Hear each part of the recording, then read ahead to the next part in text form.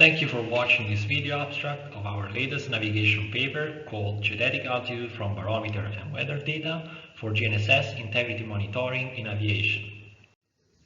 This work stems from the increasingly strict navigation requirements coming from new aviation operations, which are expected to mainly rely on GNSS.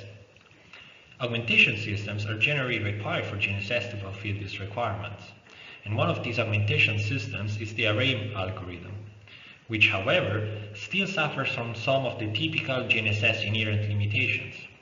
This is why it may be interesting to consider other airborne systems to potentially complement GNSS array and help it ensure high continuity levels. These systems may be, for example, inertial navigation systems or barometers.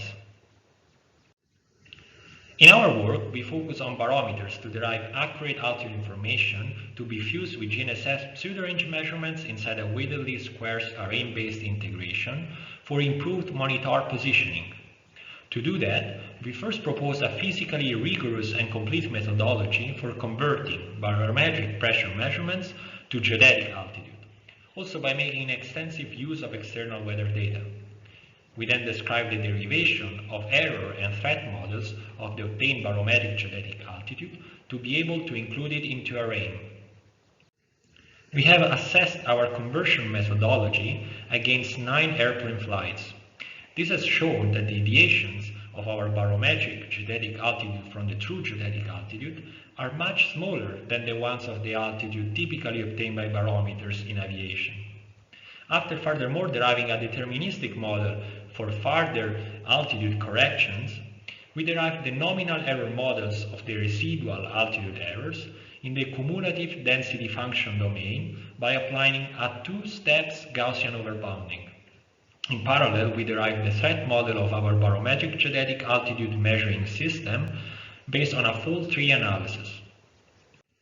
We have then evaluated our so-called baro-augmented array with worldwide availability simulations of APV2 operations. These simulations have shown that the barometer augmentation remarkably increases the availability.